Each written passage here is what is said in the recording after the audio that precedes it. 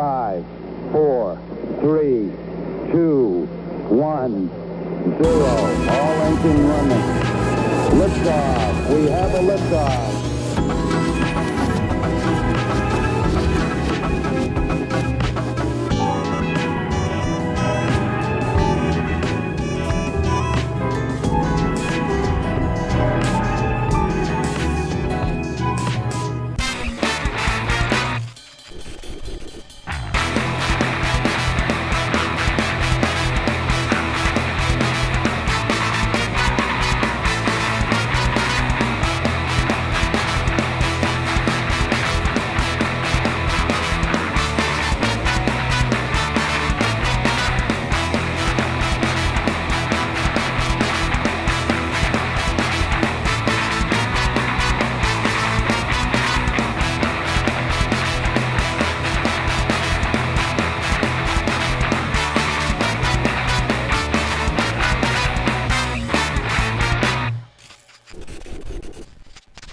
Still to come this season on Our Farting Husbands.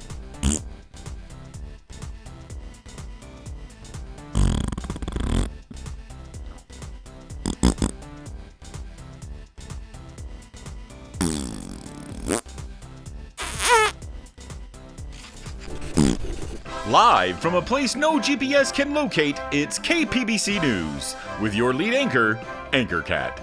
Greetings, I'm Anchor Cat, and these are the stories we're confident you'll feel a lifelong debt of gratitude to us for sharing with you. First up, an Arkansas publisher has announced that they plan to publish a new version of the Bible that only contains passages that expressly forbid abortion, homosexuality, and gender-confirming care. We sent reporter Jay Gilroy out there to get the scoop for us. The people are hungry for a Bible that cuts all that woke commie crap out and delivers what we all know the real Jesus' core message would have been if he were alive today.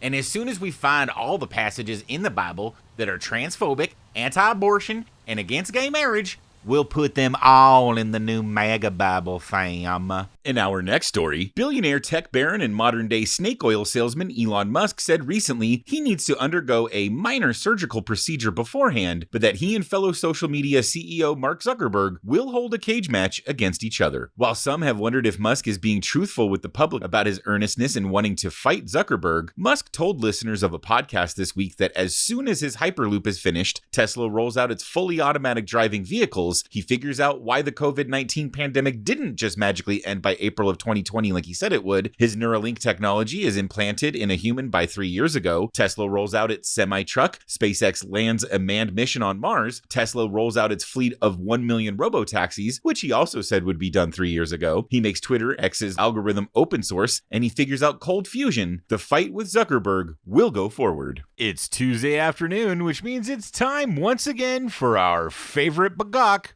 Brock McGock, to bring us his segment, Cock Talk.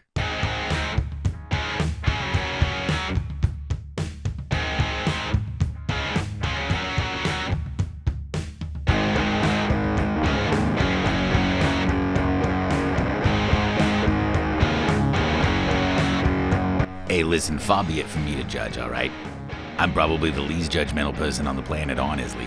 Life is just too darn short for me to get all up in arms over something someone says or does, know what I mean? There are just not enough hours on the clock each day for me to get torn up over a decision someone else makes with their lives.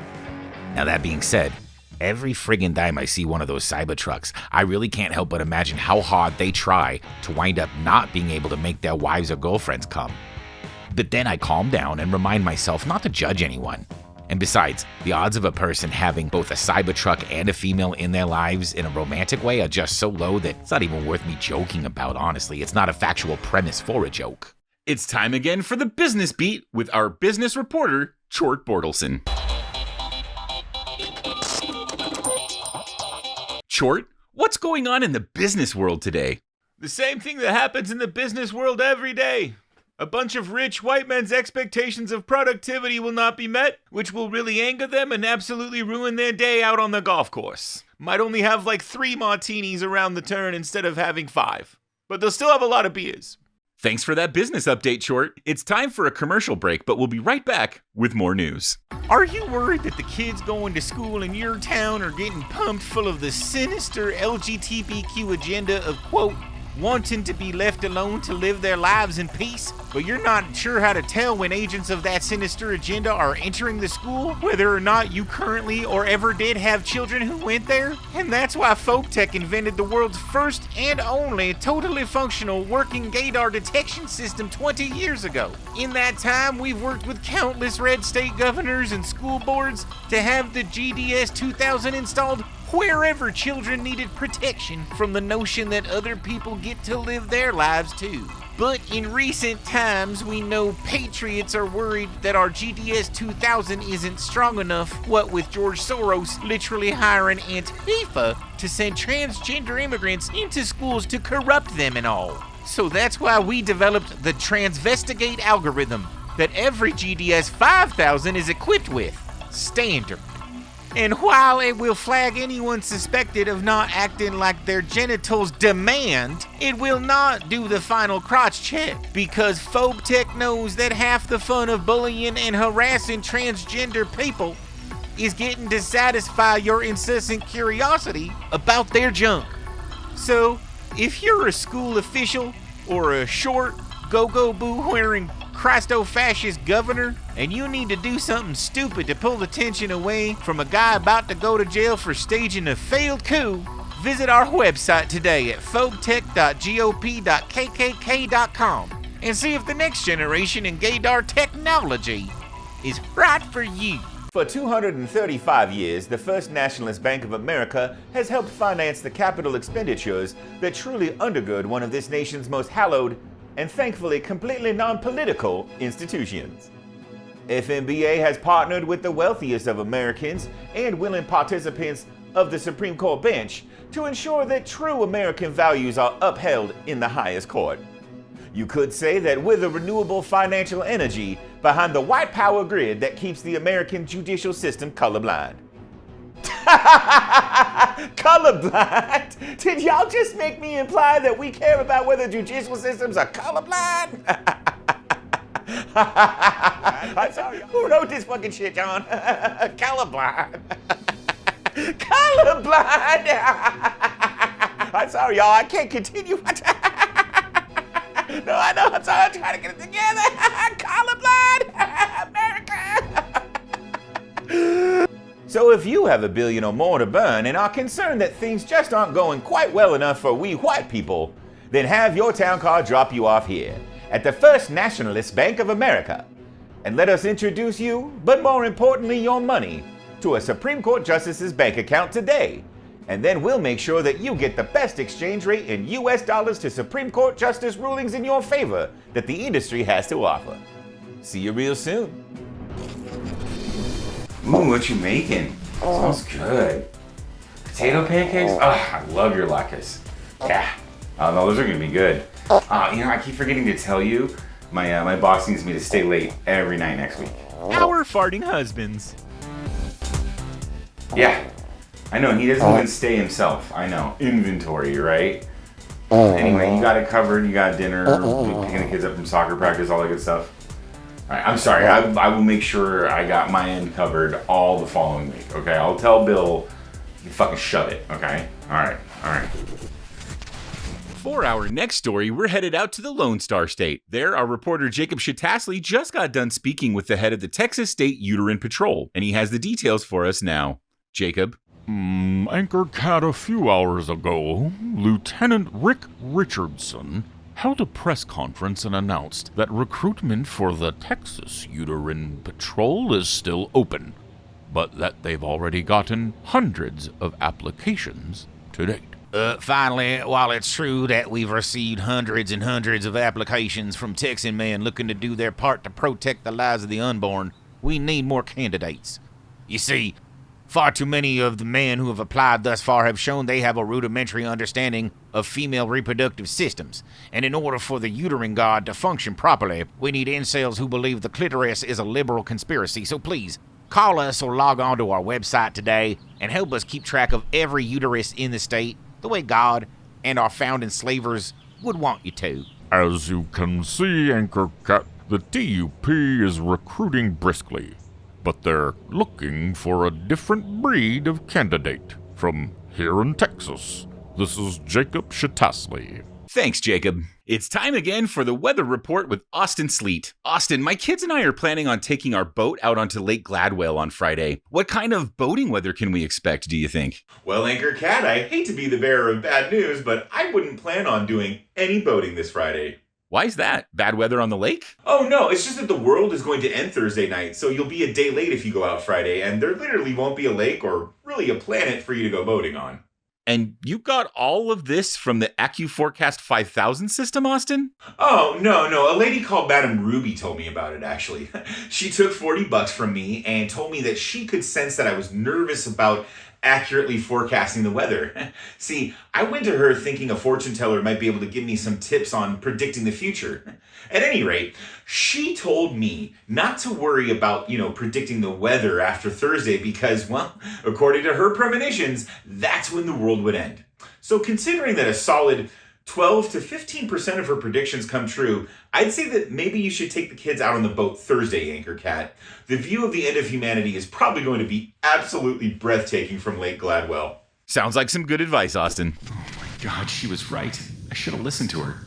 And now I've just made a mess out of everything, and I'm so ashamed of myself. Drinking sriracha sauce out of a pint glass right before getting in the pool was an absolutely terrible idea. He feels bad. He feels remorse. He feels shame. He's the regretful pool shitter. And he's only on QPC Mondays at 10 o'clock. This week on Early 90s Classic Cinema, we've got a real piece of classic cinema from the 1990s for viewers at home. Really, guys? Did anyone proofread this bullshit copy before they pried me away from the bar downstairs to say it? No! You calm down, rich turd. I don't have to calm down. What are they gonna do? Fire me? Idiot, Richard.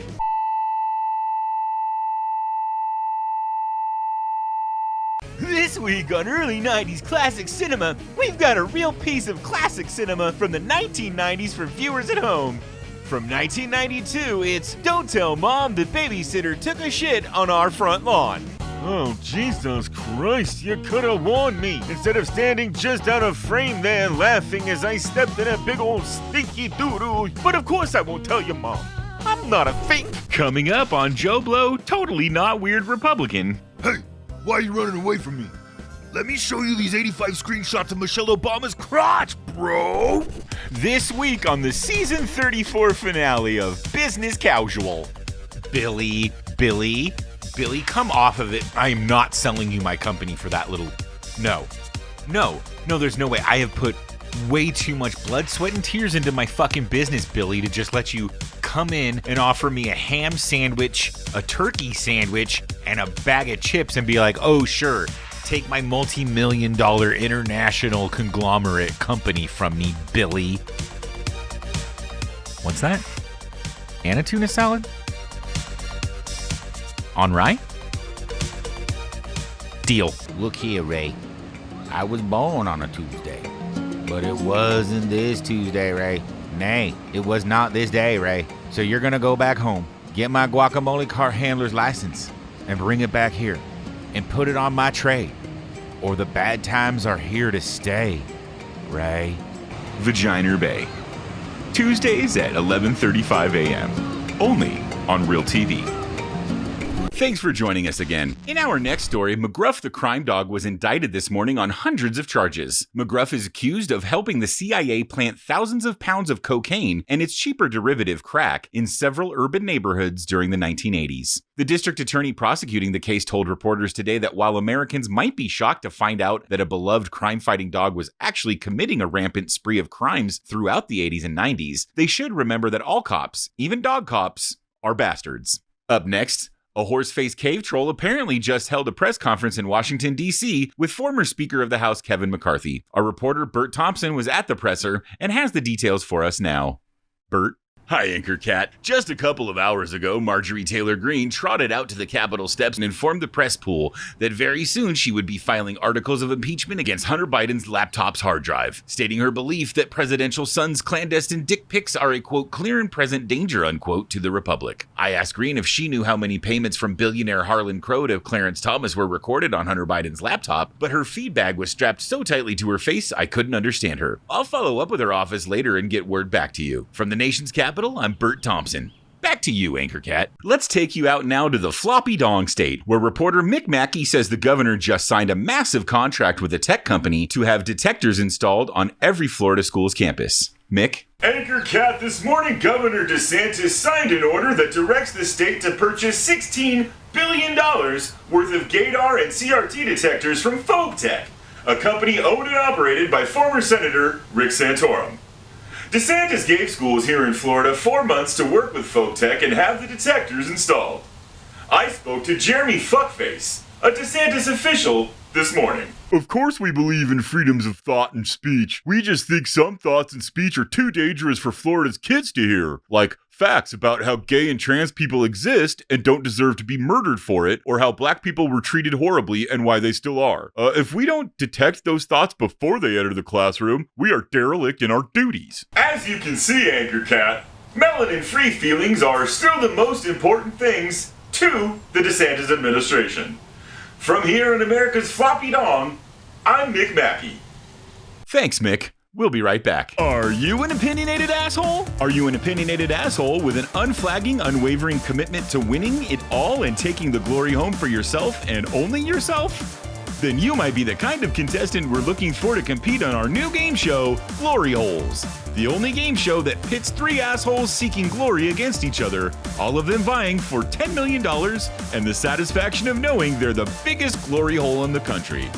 Call us at 1-999-HOLE-ME-69 or email us at casting@gloryholes.com and tell us why we should put you on the show. Don't delay, space in the competition is limited.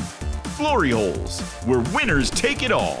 Jeez, it's friggin' hot in here, man. Way too hot. Way too hot in here. All right. Who turned off the air conditioner, guys? Come on. Leave it on. Leave the air conditioner on, guys. Come on. Our farting husbands. Let's check in again with the AccuBlammo Forecast, brought to you by the National Rifle Association. The NRA. Next time one of your kids is shot in school, cope harder. Well, it's shaping up to be another week of Second Amendment rights demonstrations all over the country. Just how many people will die during these mass casualty celebrations of our constitutional right to murder each other?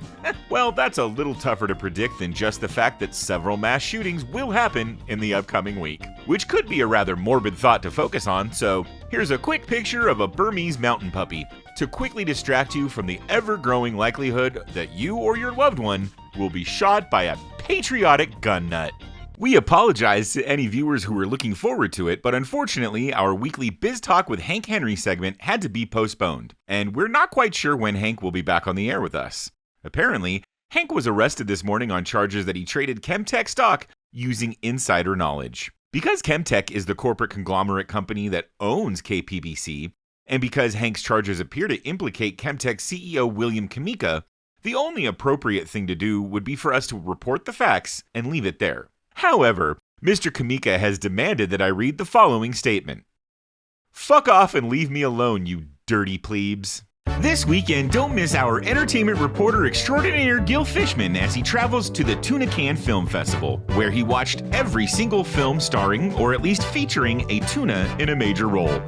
Which films did Gil love? Which films did Gil think should qualify the filmmakers for immediate execution and dumping their corpses in a shallow, unmarked grave for the crime of making a movie he did not personally like? You'll have to tune in this Saturday and Sunday to get the words straight from the fish's mouth, baby. Ooh, shit, girl. You're watching the fucking Food Network right now. And that's because sexy babes like you know this is the only place that gives you wall-to-wall, non-stop make your panties drop food porn. And now, we're gonna get you up close and personal with a hot, smoky pork tenderloin, baby. Oh yeah, drop a load.